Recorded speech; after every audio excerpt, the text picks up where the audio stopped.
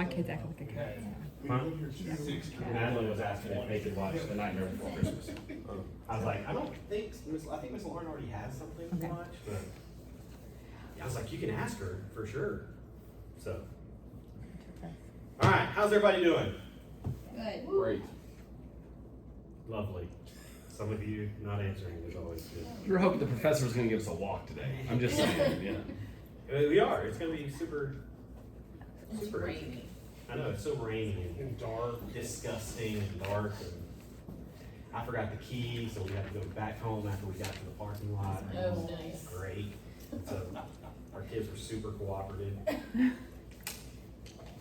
Okay, so let me tell. So the next.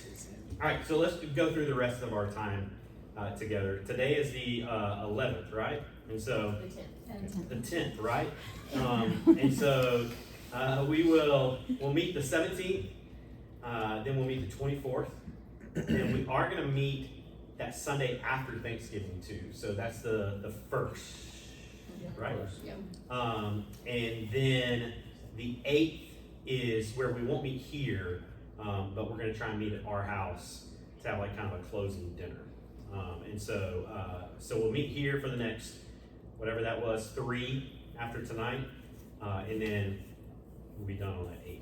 So how this is gonna go now, because we're out of kind of the teaching, like so we taught on Galatians, the passages in Galatians, Ephesians, and Philippians.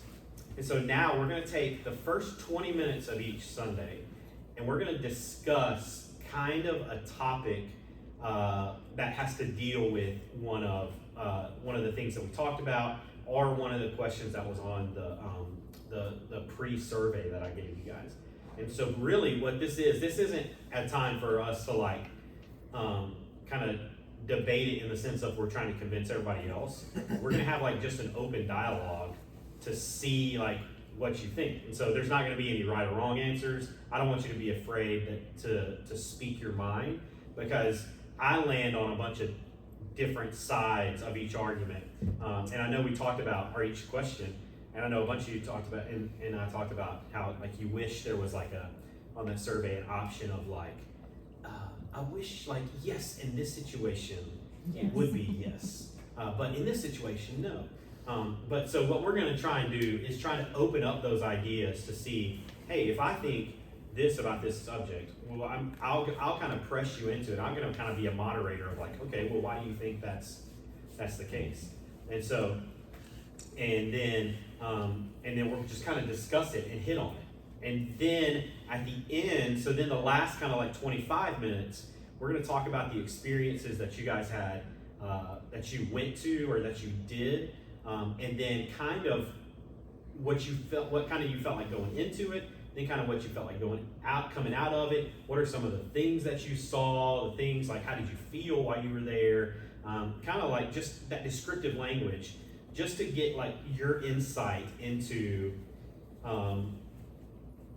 what it was like going into one of those experiences. Does that make sense? Mm-hmm. And if you weren't able to go, no worries. Like that's not a huge deal. I want to stretch it out where you at least have you at least go to 5 during the 5 weeks. All right. And so hopefully not like all 5, like December 7th or whatever, but the idea is that when you go to these things and you're immersing yourself in these things, when you do it repetitively, like hopefully like you're able to pick up on things. And the second time you go to something like that, or the second time you go to a place or an event or whatever, like you'll have a different set of eyes than you did the first time. Does that make sense to everybody so far? Mm-hmm. Okay, so let me open us up with prayer. I've got a clock in front of me, so we're going to be super attentive to time today. So that way we're going to be out hopefully by like 10 till or 5 till. And so that way everyone is happy driving home in the rain. Okay? Let me pray first. God, thank you for this day. I thank you for the plentiful rain that you're giving us. Would you just let it do the purpose that you created it to do? Would you let it nourish and feed your world, would you give us insight and wisdom into how to be people that live out your purpose and your kingdom in our lives, so that others might know you. And it's through Christ we pray. Amen. All right. So here we go. So here's the first question. Is coming off of the election, this is great, and it's not even about the election, but so is the success of the United States in God's plan? All right. And so I'm gonna just say the question, and then you can interpret it however you feel like you are reading that question, and then share your opinions and thoughts on it. All right. I'll write down some of it. Like kind of key things. If there's a key thing plus or for or against or a yes or a no, then that way. The only way this is if nobody talks, it's going to be real awkward. And so this is a no. This is a what? Is this a trust tree? Right? Circle of trust. Safe zone. No judgment zone. You can have any opinion. I will. You are not going to shock me either way, probably. So let's dive in. Alan, remind the scale that when we took the survey, what were the words on both ends? This was a yes or a no. Oh, this was just a yes. Yeah, this was just a yes or a no. Okay. And so you can agree, you can strongly agree. If you want to do something different, like if you want to, like you're neutral on it, like this is just to see where we're standing, and then to see what kind of conversation we can start coming into it. All right. So this would shock probably people who know me, but I'm a no on this. Okay. But how you interpreted it. Yeah, I mean, I interpret it literally when I read the question. And to me, like the only nation, like God's plan, the only nation with its success rises or falls on it, to me, is Israel. So. And then define success. Yeah, right. That was my question. Well, I was gonna say, I don't think there is an answer. I mean, if we broadly knew his entire plan, then, well, I guess we'd all be living a lot differently than we are. Right. So, I mean, his plan is for his glory. You know, I mean, I'm just kind of like, I don't think that the United States per se has, like, the success of the United States. I mean, like, that we continue to be a strong nation, that we are, you know what I'm saying? Like, Yeah. I don't think we could possibly answer it. Well, and you can answer it by, I think you could by saying, well, sure, like, because the success and failure, like if you go like super, God is sovereign over everything, right? Like, well, yeah, sure, the success or the failure of the United States is ultimately in God's plan, Yeah. right? But I like what you're saying is like, well, I don't know, like, if you can answer that in that way. Yeah. So, okay, so you said, so how would you define success and? You're asking me to define it? Yeah. I mean, it's impossible because the parameters are endless. That's like, tell me about everything, Yeah. right? Because we could say, well, are we strong on the world stage in terms of limiting global conflict? Are we, how are we on domestic issues, taking care of our veterans and our homeless? And, is our economy booming? Are there jobs for everybody? Are we keeping people above the poverty line? Is our justice system fair and balanced? And there's so many parameters, right, that you could go down. Okay, yeah, I like that. So would a better, instead of success, would it be clearer if we said, is the prospering of the U.S. in God's plan? Or is that, do you feel So like are you flourishing? narrowing that into a financial, like how many dollars do we spend on our military? Like, Okay, well, so then, go ahead. Okay, I'll come back to you in just a minute. 'Cause I wanna- Past, like up to this point, it's still here. Yeah. So yes, so far, but the future, you don't know. But are we successful right now? Yeah, it's like, are we successful depending All on right, so then what makes a country successful? Would because- be like, and there's a lot of factors, but if we can try and, like, because I agree with you, there's tons of factors. Is it GDP? Is it is it the deficit or budget that you have? Are you meeting budget? Which No. when was the last time the U.S. met the budget? Or is it is it the birth rate? Is it the literacy? Is it you could it's all of the I'm sure all of those things combine into it. But how would you view a country that is any country flourishing or prosperous that you would say? Well, I mean, it would have to start in the hearts of the citizens, ultimately. I mean, that's where the flourishing of a nation would come from, would be in the change in the heart of every single citizen, which is like, that's our opportunity. I don't know, it's like, you think about success, I think of this quote, this little anecdote I read about in a Ryan Holiday book, where he says, there's these two guys and they're having a conversation at this billionaire's home in New York. And one of the guys looks at the other and says, I got something this guy will never have. And it's like he's kind of a middle income, kind of middle class guy. And he goes, oh, really, you got something this guy will never have? And he said, yeah, enough. So it's like, are you content? Is there a contentment in some things, but a yearning for improvement in others? Okay. Yeah, I think if you're measuring it against, all the normal factors, like you said, like GDP or world power, and China must be in God's plan too. I mean, there's lots of other countries that have huge economies, have a ton of world power, have large military. So I mean, that can't be necessarily the measure of just success. But I do think in the eyes of other nations, we're a successful nation, and that like people want to come here. People spend years trying to get here, and they can't get here a lot of times. Like people see this as a place of opportunity. You're free, I work with the refugees. I mean, like people try to get here. Yeah. It's not easy.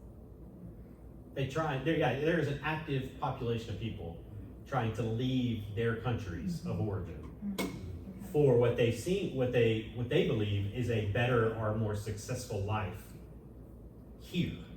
And so there has to be something to that, right? Like, because I think you could take it on a macro or micro. Which one's smaller? Macro? Micro. Thank you, all of you. Right? Because you can take that down to the person too, right? Like, we can have a big philosophical conversation about what makes a successful person, right? And like, and you see, I think we can all tell you, like, it's not money, right? It's not stuff. It's, it's not family all the time, but there's, but we could look at somebody, we all, I think, have people in our lives where we would say, I think that's a successful person, right? For some, and Well, so, I guess I mean, how would you? If you define success though per God's plan, Yeah. are we loving our neighbors as ourselves? Are we putting others above ourselves? Are we trying to glorify God in our words and actions? Like, so does he want the United States? I mean, I think he wants everyone to be successful because his desire is that everyone would know him and glorify him. And at the end, they will. Every knee will bow, right? I mean, they'll know who he is. So, I mean, instead of success of the United States, like success of God's plan in the United States. Do you know what I mean? Like, if you look at it that way. So, I guess I think he wants all of us to be successful in his plan, right? But not necessarily just successful. Yes, I like that. My question coming to the next kind of iteration of it is when we look in the Bible, do you ever see a prosperous or successful nation in the Bible? There are a lot of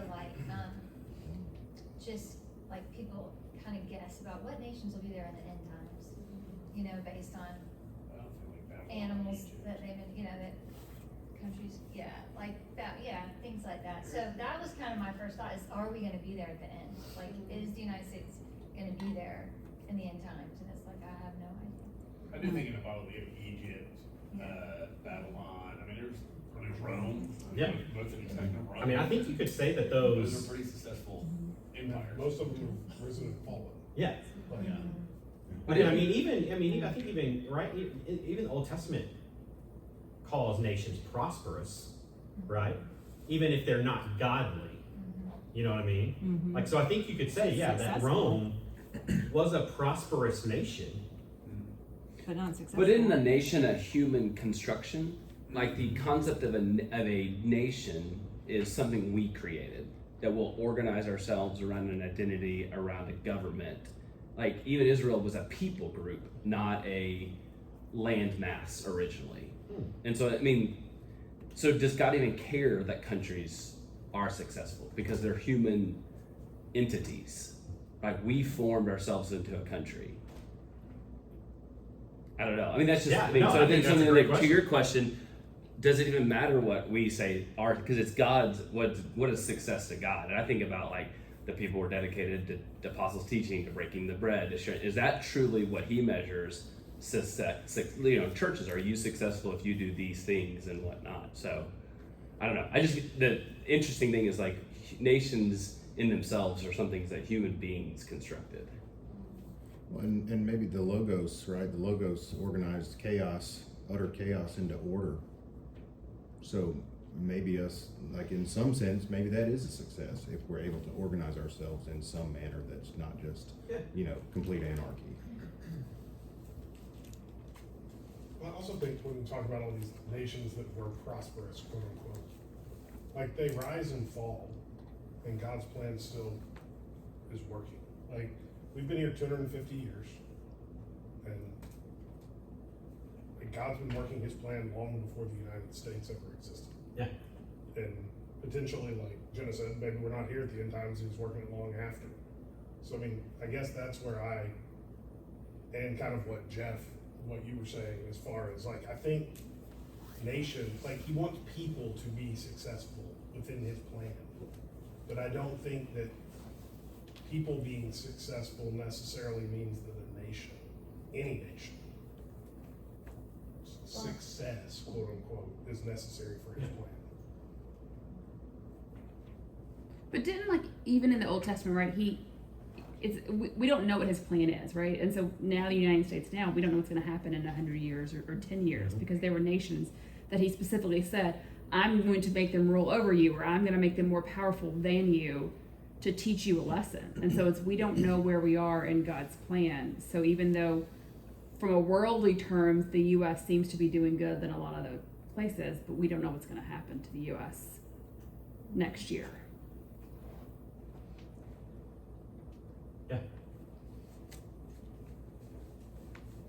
I didn't think I would get hung up on success, but I feel like I'm hung up on what success is, how we're defining it, right? Like I think because just arbitrarily, right? Would you say that the U.S. is a more successful nation than other nations? In terms of what though, right? Yeah. Like declining Christianity in our country compared to other countries. Declining lots of things. So does that make it, it's just too broad of an umbrella. It's too broad. So is that what we're saying? Is that you can't really, we have to have the right term for, we would have to be more specific in the sense of saying, is the United States literacy rate being successful a part of God's plan or something like that? Is that what you're like, or is that what we like? It's at least easier to measure. It's easier to measure, yeah, but on a broad scale. So then is it's not. I don't know if I want to go this place, but why not? Like we're all friends. So then, based on what you said at the beginning, then do we say then that the only nation whose success is in God's plan is Israel, as it is formed now? No, it's the nation of Israel, not. So what do you mean? Like the people, like those people. Yes. That make up the nation of Israel. To me, not the borders of the country as it was created in 1949. Like that people group. The ethnicity of the people group. But when you're teaching the past 3 weeks, did he turn that on its head with saying there is no Greek nor Jew? Like, did Jesus change that? Because that's like an Old Testament mindset is, I'm about this people group. But then everything you taught us for the past 3 weeks is saying, it's really for everybody. And heaven. But I think that it's different for. Not just in heaven though, right? But I think. Because what did Jesus say about the kingdom? Different here. Yeah. I think the nation of Israel is different here. Like on it. Yeah.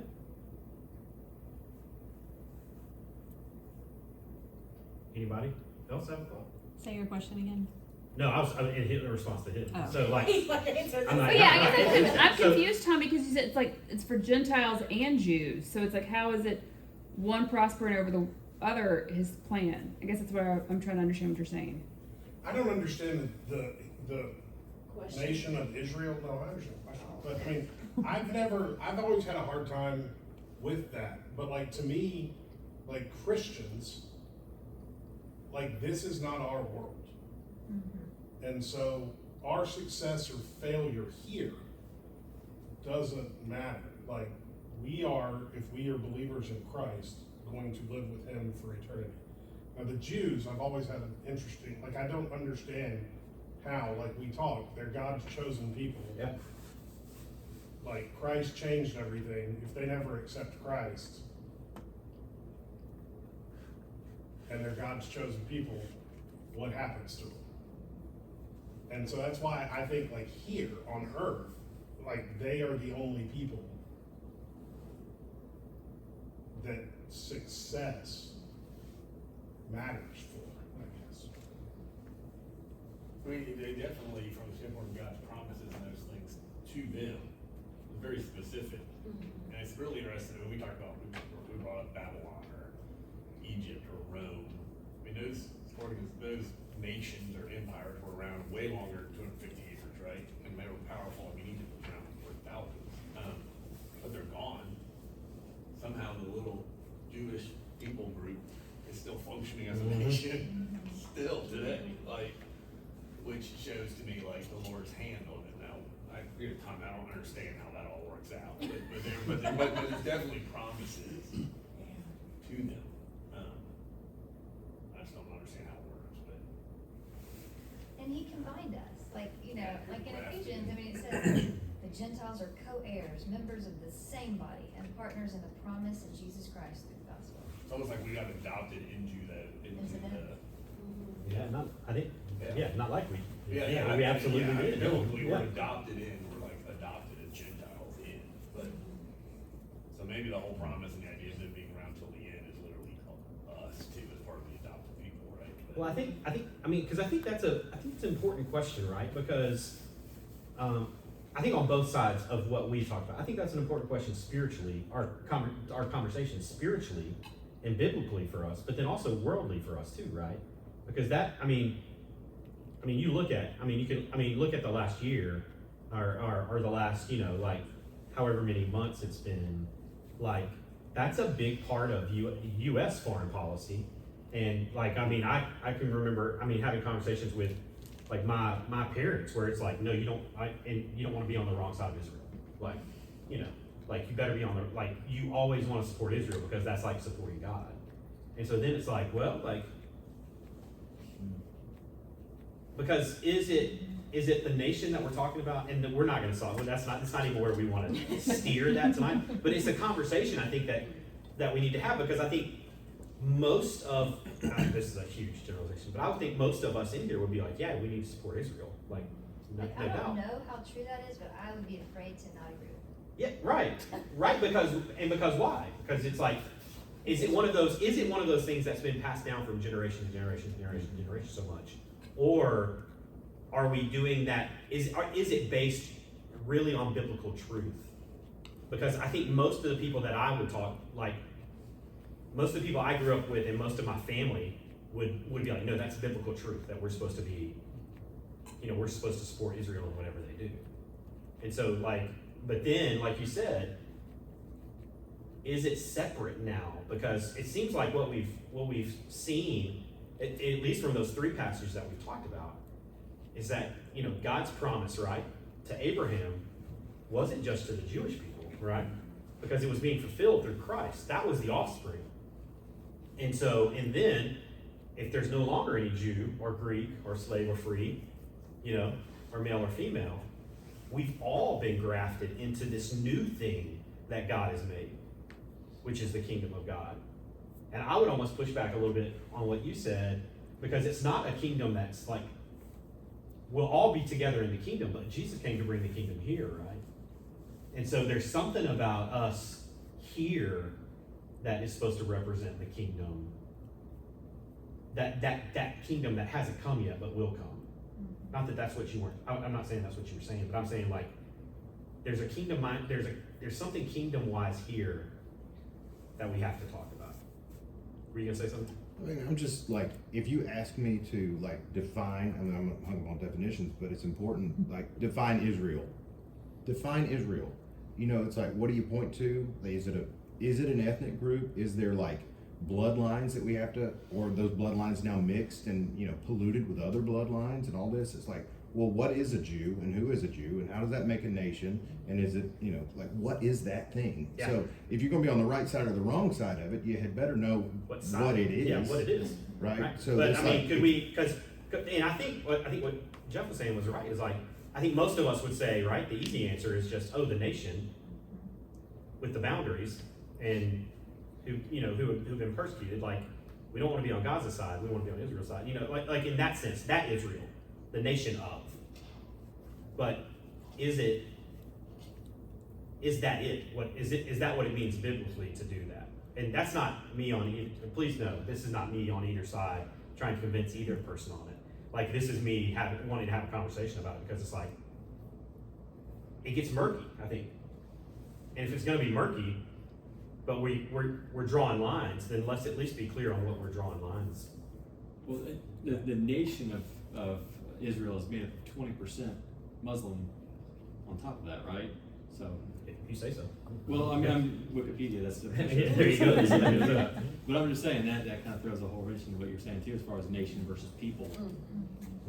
What do you say? Yeah. Okay, so then back to the question. So are you gonna answer? No, I'm not, no. Are you gonna I'm send recording it and Are putting you it gonna out. send us your answers at the end? No. I don't know the answer. I love that you think I know the answer, because that makes me You don't feel have better. to get out on a limb and participate in Yeah. discussions. You just keep saying, I like that. My I approval, like that. the approval idol in my life loves that you think. Isn't that this I know what that. your thesis statement is gonna be? Yeah. You can all read my 150-page thesis if you want. It's tucked in the middle somewhere. So, all right. So when we say this, we're saying we can't really say yes or no to this, because there's too many. It's too large of an umbrella for us to say yes or no to. Is that where we're? I think you could impose a maybe. You could Maybe. say, maybe our economic success has put us in this building having higher order conversations, not out there tonight trying to figure out how we're gonna dry out of the rain, right? And if we can Sure. do that inside of a church, then maybe we can focus on things greater than ourselves and actually evangelize for other Christians and spread the gospel. And if that is all true, then yes, I Yeah. would say that success is Yeah. in God's plan. Or That- selfishly, I want it to be successful because I live here, right? Well, sure, right? We all Yeah, want to be so- successful. Like, we don't want it to fail, because then that'd be bad. And I mean, I think we could also say yes in the broad scheme of things, the success or the failure of the U.S. is in God's plan, right? Because His plan is not going to be thwarted. So even if the U.S. crashes down, tomorrow, like that will have technically been in God's plan. You know what I mean? Like if we want to get like super churchy and super like predestination and everything's ordained and everything. Okay? I got one other thought. Love it. In Jeremiah 29, he's writing to the exiles. Verse 7 says, "But seek the welfare of the city where I've sent you into exile. Pray to the Lord on its behalf, for whose welfare you will find your welfare." That's a direct call to blessing the city, helping the city be blessed, right? But that's in Babylon. That's anywhere. In other words, I don't know that that's specific to United States versus other places. I think part of what might be implied in your question is he not sending success to other nations by saying is the success of the United States? Yeah. In which case, I would say no. I think he'd want every country technically, to be successful, however you define successful, assuming we're all glorifying God in that way. Yeah. So, my answer would be I would hope so, along with every other country. Yes. It's probably the best way I can answer that. That's a good way to. Thanks for not putting that box on there. Yeah. Along with everything. Okay, Right. we're gonna like this. We're gonna spend like 5 minutes on the next one. And so the next one is, should the federal government allow prayer in school? That's fantastic attitude. So should the federal government Should allow literacy and allow grammar. allow people who can write complete sentences in public school? I'm not sure they have the authority to mandate such things. They That wasn't the question. It has to be, it's allowed, but it's not mandated. Yeah. Right. That's why there's a moment of silence. And I'm speaking of a mandate to take it away, to ban it, so to speak. Well, I mean, you can't ban it. I mean, you can say it or say a prayer, but no, how are they gonna stop you from right now saying a prayer in your head? Yeah. They arrested a lady for praying outside of a Planned Parenthood a few years back. Remember that one? But there are guidelines for how far they Yeah, can you be. have to be a You have to be a certain distance. So, but if she was in that zone, then she's breaking the law. So should they, all right, so let's say it this way. Should they make a law saying that anyone is allowed to pray in public schools? No. Why? Because. Ms. Lawyer. And I knew I should just sit and keep my mouth shut. Whitney. I told myself I was gonna. I think student-led prayer is fine. I think when the school employees, your teachers or administration or anybody else leads a prayer, we dance too close to church and state. Getting mixed up. What's the alternative to your question? That they would not allow it? That they would pass a law saying that you cannot pray in public school. How would one enforce that?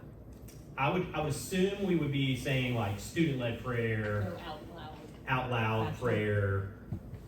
I mean, you look, right, I mean, who grew up in Texas? Me. You pray before every football game, right?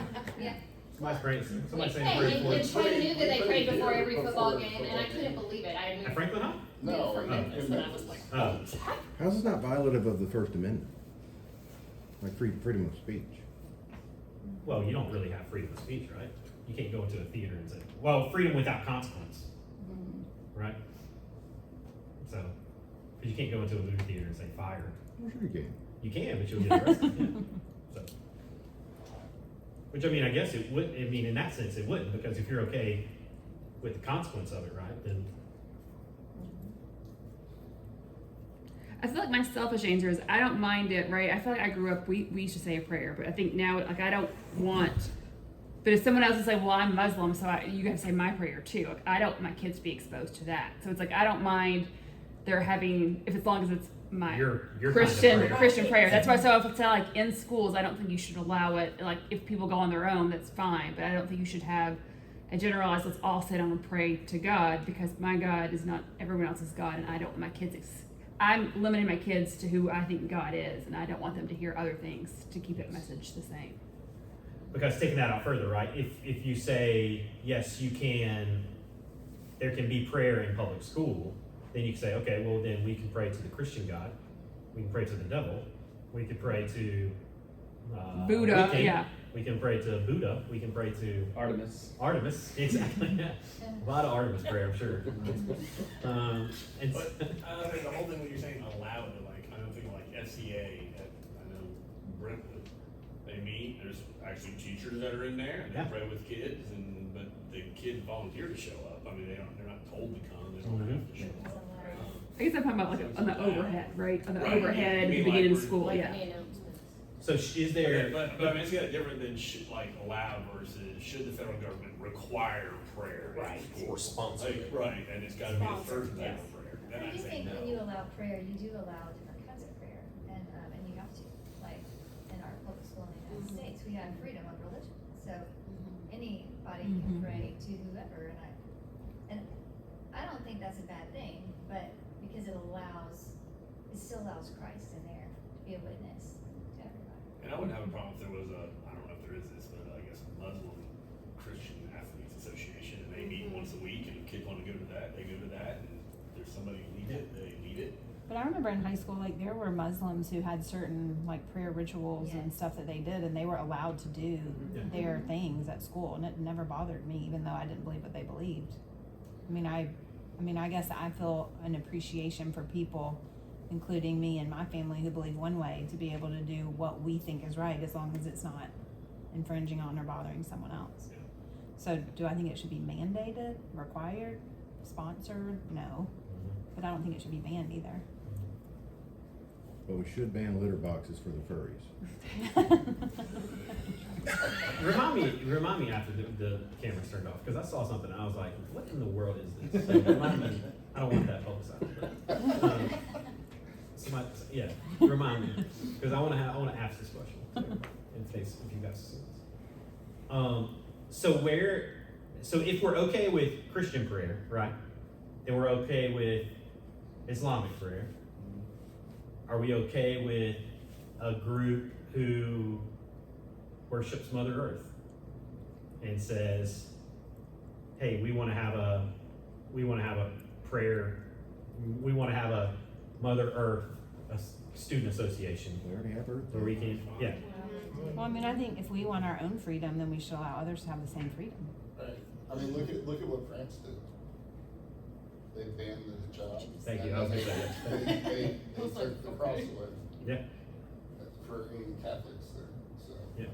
I just think it's weird, like, if we're afraid of, there's a pastor, I think it was Chattanooga, who got in trouble because he brought in, imam or someone from the Muslim community into his church. I may have had a Buddhist coming to, and then he went to their church, and for a couple Sundays, they shared the gospel in one, he allowed the Muslim to speak and those types of things, with the idea of being like, the good view was, I'm getting to share the gospel literally to people who've never heard it. And his idea was, you compare, if you're talking about competing things, well, Christ is gonna win out. Being able to share the gospel with people that would never hear it. Sure, my people can hear about Muslim faith. I don't think it's gonna take root, right? Like, if you really believe God's in control of all this stuff, we shouldn't be afraid of other religions and those types of things. I think what makes me nervous in school though is kids are so bandwagony, right? And so it's like, oh fine, it's like I do like the freedom of religion that we have in the US, but I feel like kids are so like, oh, like the whole whatever, that he was talking about. It's like people just grab onto that because it's the cool thing to do, and like let's be weird and do that. So it's like I don't want so it's like it's almost limited a little bit because I don't want, I don't know. But I feel like we're all Just saying to the same grab thing. on. We think you could have the freedom to do it, but we don't think it should be sponsored in such a way that it's like encouraging everybody to come and follow any particular thing, but that you could have your own prayer to your own. I think the thing that makes that, and I have a background in public education, that makes it complicated is we've talked so much about giving students the freedom to do it, but there's an inherent like teacher relationship where schools are built on the teacher being the source of knowledge and truth and influence, but you don't restrict this just to students. If you open it up, you say, well, then teachers have the ability to open up their class every day with a prayer, and then I think that would ruffle us a lot. We're like, oh great, my teacher who has an influence over my student because they're teaching them how to do fractions, negative fractions, then leads them, then decides they have the freedom to open their class just for themselves. Like, I can take a moment and just pray real quick for myself. And then they say a prayer that is like, whoa, that was said in the classroom, then that's the weird slope, because it's not just say, should the federal government allow prayer for students in public schools? It's like for all, so it's like, it just gets slippery at that point, If there's the rainbow flag or whatever the thing is that hangs in classrooms, that, that's also a problem, because that's in a sense a religious movement in and of itself. Yeah. But with what we're saying, right? Would that cross the line for everybody in here, where we say, yeah, no, that can't happen? Yeah, well, then you have to define religion, right? Because some guy came up with some purple clown, he worships the purple clown, so he got his religious exemption for the COVID vax. Like, that's against his purple clown worshiping religion. Because religion is sort of, in some sense, it's like it's arbitrary, not to us, but you get what I'm saying. Yeah. So he just created his own religion to fit his needs. Yeah.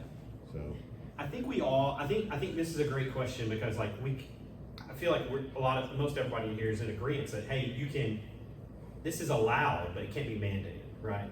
So, but then I feel like if we took like 2 steps further, right, that would be where like kind of warning flags start going up for a bunch of us, especially who have like kids in elementary school, or like if you talked about when you talk about, look, the gay drag shows or drag queen reading hour or whatever, right? Like that was something where you're like, well, no, that should be I was like, no, that shouldn't be in public schools. Like, what are we doing here? Like, what are we doing? But, you know, but we would be, would then, is it okay for then a Christian to come in and we have Bible reading hour, or we allow that to happen, or a spiritual book, not even a Bible, you know what I mean? And so there's a line where we all draw, and I don't know if it's a straight line. It could be a crooked line for all of us. Like, I'm kind of tying this back to the last question, and I was sort of defining success as sort of the environment that creates the opportunity to thrive, right? Creates opportunity, creates growth opportunity. Like, as a United States citizen, you have all the rights and privileges, more so than any other country in the world, right? It comes with that. And so for kids, what's the right environment that allows them to thrive and grow? And there are different rules at different stages as kids grow up. There are age appropriate things, and we all agree with that. So there's no binary answer to this question, but I think on the one hand, like just sterilizing everything is the worst case scenario, because you create no habitual process for kids to think and interact and engage in conversation and, as Christians, share the gospel. How do you have two different lives? You're in school and with your friends, you don't do that stuff. Like, no, that's not what we're supposed to do. I always, did you guys have to read 1984, like in high school or whatever? I think everybody had to, or something, like, because we're so, like, you know. But every time a conversation like this comes up, like, that's the first, for some reason, that's the first, I feel like I'm in like 11th grade English again, where it's like, you're reading it and you're like, is this the start of Big Brother watching us and, like, you know, censorship? Because I thought, I mean, there's been a huge push, like, to ban certain books, like, and to ban, you know, books that say this about this, or that has any kind of like homosexual relationship in it. But we won't ban any of the books that talk about, you know, teenagers having sex all the, like, you know, or a romance book that has that. Or, you know, like when Harry Potter first came out, you know, like, it was like witchcraft, guys. Like, what are you even doing? Like, how can you let your Christian kids read? You know. But it's always something where we are trying to cut something off in order to not harm. You know, most of the people are saying not harm kids or whatever. And so, I like what you said, like age appropriate things of saying, okay, would I want my preschooler, you know, reading or not reading, obviously, but being read to about this or that. But would I want my high schooler? Like, I remember my AP English teacher had to send home a form, 2 forms when we first got there, because we read some of the Bible, like, so we read some of the Psalms for poetry, and then like apocalyptic literature, like we read Revelation and stuff in class. So she had to send home a letter signing, saying, hey, like, and our parents had to sign and say, hey, we're going to read the Bible. Here's the reasons why we're going to read these books of the Bible. But then also we read a book by John Irving called A Prayer for Owen Meany, and it had cuss words in it. And she had to send that home too. And this was a senior, like we were seniors in AP English. And she had to send that home saying, hey, this has language in it. If you're not okay with your kid reading this, I need you to, you know, to tell me this. And so, you know, now I don't know if that happens now. Did y'all have any of that? Like, you know, anything like that? I point to them because their kids are graduating. And so, Cursing forms, I mean, that's what I like. like for books to read and stuff, you know. Cursing form. And so, I was like, you'd be shocked now, like, you know, off the peer, I mean, like, with me coaching kids. Oh, I mean, like, yeah, I mean, sexual stuff, things they talk about, it's all normalized, and same-sex stuff is completely normal. Like, you would separate boys and girls, like when I was, so even coaching, I want to separate boys and girls at hotels, different Florida. Yeah. Kids are like, well, you know, the 3 boys are in the room together, I wonder what they're all doing. I mean, like, that's all normalized. Like, there's no differentiation, and that's just pure influence. mm-hmm. Yeah. I mean, that's, I'm gonna scare them off. you know, We're all going to homeschool now. I mean, That's right. Purpose cross country. Okay, so there is no answer to this. Like, I think the answer that we all have said was Maybe, yeah, maybe for both of them. This is why on the research thing, there was not a maybe option, that you had to go one way or the other. We would all say Yeah, maybe. everybody wanted a maybe option. So, this is just, and these questions are not for us to answer, like, in this room. Like, this is like, hey, how do we think about this to challenge how we think about, like, I think the term, deconstruction, right, has gotten a bad rap sometimes, because at some point, hopefully, we all have deconstructed our faith that we had growing up, like, right? Because then it becomes our own faith and not just our parents' faith.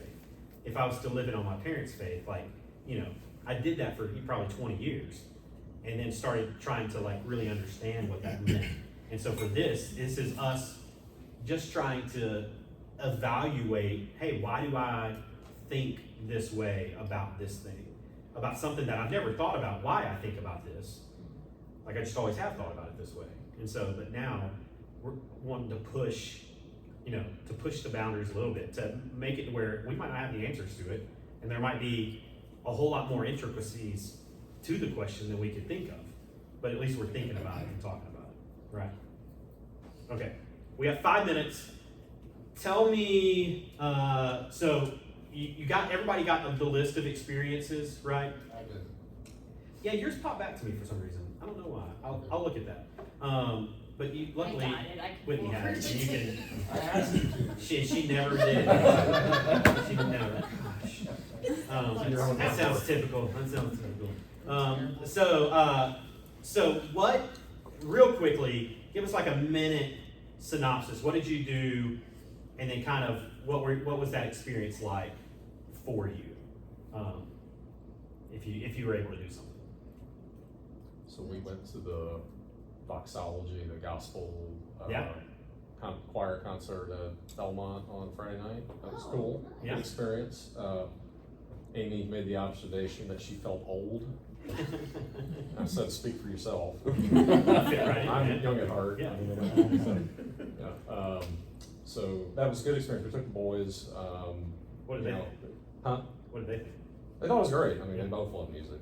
So, you know, Russell singing along and, you know, all that. So, but I think it's good for them to kind of emphasize to them, you know, listen to the lyrics and kind of where, you know, a lot of that comes from, right? Where the gospel originated. And, but it was, you know, it was good, you know, packed room, a lot of, you know, a lot of college students who were friends of those who were singing and performing were there. So it was good for them to see that and to kind of explain, well, this is what a college experience is like, and you hear people cheering for other people performing, and So college is going to gospel music concerts? I mean, I would love for them to take that impression away. The Lord is present there too. Yeah, I would say the one thing, it was not a very diverse, you know, group, but you know, the singers or the crowd, but that doesn't have to color. So. Tell us y'all's real quick, because I know y'all have to step out. So. We went to Plaza Mariachi, and very fun. I highly recommend. Has anybody ever been there before? Yeah. It's I'm super gonna guess fun. we're going at least once every Like, 2 this weeks. is our new date night, because they have a circus on most Yeah. nights, you know, like, I mean, they had good food, and it was just fun. Like, I really liked it. But they had a farmer's market we went to, and got some produce, and then we went inside, and they were having like orange something. And so they were speaking Spanish and English from the stage, which was good. There were a lot of Muslims there as well, or like, you know, Islamics, mostly Hispanics, but really good food from all kinds of countries. It did make me feel a lot more like, so we've been to like Honduras and other countries. That felt a lot like that. When It I was does in feel like like that. Honduras, and like the mall in Honduras, which was cool. I thought actually, but yeah. But it was neat. Yeah, Maybe that's the a. kids would like it. Yeah, I was gonna say that's a neat place. Just if you go to that, I think I linked the website to it on that You did. experiences page, because they have a calendar of events, and so there's a calendar of like, there's a multi-ethnic faith service like on one night of the week, like on, I think it might be Wednesday nights, but like just a really neat. That's a super, you know, you are not the. It's not a white, you know, it's not a white English place, you know. It's like it is a. You're almost walking, like you said, into another country, which is neat. Anybody else? able to do anything? We also did boxology, Yeah. and I agree, we had 40 people on the stage and 7 were African American of heritage. Interesting, So- right? Or even other. Or another ethnicity, darker skinned. So that, I was disappointed with that, cause I was looking for the authentic, but it was fantastic. Yeah. Wow. Well done. Yeah, and totally praiseworthy, like, I mean, it's comfortable to be there. Yeah. It was all worshipful. Yeah. It was So packed. I would go again. It's an annual thing they do. A little more charismatic than Yeah. we're used to. A little yeah. bit. But yeah, we had our girls with us and they enjoyed seeing that. Yeah. Bennett and I went to the grocery store, the Hispanic grocery store. On down? Yeah. Yeah? We How was took- that? Yeah, we took the kids there. That's what we did. Yeah, The it four was, of us went. it was good. It's really small. But when you go in, they have like a little restaurant area in the back, and I told him, I was like, I'm never going to La Hacienda again. Like, But they were tacos there. But I mean, it was fun. Bennett really liked the pinatas hanging from the ceiling, so he was like, you know, intrigued by that. I'm smashing like as much as he can. I was surprised. Our kids loved it. Yeah. They were like looking at all the labels. I mean, they wanted to buy. I mean, we bought like Mexican gum. We bought like candy. They had marshmallows. Like Charlotte was reading all the labels. Like when we got home, you know, she was like, "These are not marshmallows. These are bombas or whatever." Like, you know, I mean, we let them pick stuff out. Like they got some churro mix. They're like, "Let's make some churros." Nice. We let Grady get like a Mexican Coke. You know, like the sugar, not the. Oh. Anyway, he was so excited. So they're like, "When are we going back?" Yeah. Did you get a Mexican Coke too? Did they have a bunch of the thing at the little outdoor market too? I'm curious who was there. I'm gonna say half the fruits I've never seen in my life. Oh, really? They They have had produce? like They had you know, a like huge- apples that have like crazy hair coming all off of them. No, I don't remember. I mean, they had a huge What produce is this section behind the checkout. Yeah. And I just remember, I mean, like I remember seeing mangoes and papayas. I saw potatoes. I saw a lot of greens. But you know how you can like go to Publix and there's never avocados? They have the best looking avocados in the refrigerated section. So if you need avocados, There you go. go to. But anyway, I was kind of interested to see how the kids would do. Mm-hmm. But like there was a man, he spoke both Spanish and English, and we didn't know where to check out. So we were kind of like awkwardly standing between like the front where people were coming in, and looked like there was like all these charts of like converting money. Huh. And so like people would come in and just go straight there, and I couldn't tell exactly what it was. So we were like, is it like Western Union? And they're like sending money to their family. So we talked to the kids about like how valuable the American dollar is, and like maybe they're sending money to family members. You know, we didn't know. Yeah. But then the gal who was helping them like stepped to like a register, like 2 registers back, and that's where we were actually supposed to check out. But we didn't know. We were like standing awkwardly under the pinatas. Yeah. And a guy was like, "Oh, you guys were first," like, you know, because we looked different than Yeah. everyone else who was there, you know. And so we like spoke to him briefly, and we're just like, "Thank you," you know. He's like, "Y'all go ahead." And so we checked out, and like Drew tried to engage with the cashier, but like she didn't even make eye contact. So we don't know if she couldn't understand what he was saying. But they also had like the plexi, you know, like kind of the COVID. But Yeah. I think theirs is like more security, right? Because they have like the alcohol and cigarettes and stuff. Anyway, so like she didn't interact, but like the one guy was really friendly, but. It, like I felt really different being there. You know what I mean? And Yeah. it was interesting, like trying to read labels. It's like most of the things we couldn't read. Yeah. Anyway, it was interesting. Yeah. She didn't look at me either. And Okay. the guy said hi to me, but I was like, okay. Yeah, like trying to intentionally like interact felt awkward because like there wasn't a lot of reciprocation. And she knew I couldn't read the thing that was asking me about the receipt. I was like, Oh, that was I like don't when you know. scanned your card, right? And it's like, do you want to leave a tip? Do you want to print a receipt? All of it was in Spanish. Yeah. So it was like, oh. So she You know? just printed the receipt and handed it to me. Thank you. Ours wasn't even American currency at one of the places that we got. Really? Like, Yeah. I was like, well, this is weird, I don't know where it came. There's a bill coming around. Well, and Rob and Jenna told me about a Ukrainian market that I'll email out to everybody. I sent you the email. Okay, It's wonderful. Huskies. And so yeah, it's down, kind of down more downtown, but it's like almost got a, Jenna was saying like Eastern European food. And so we're gonna do that with our family because Leo's from Hungary, and so see if our girls actually remember what any other names or not. And so, but okay, 6 o'clock. Thanks for being here. You guys, great conversation. Hopefully,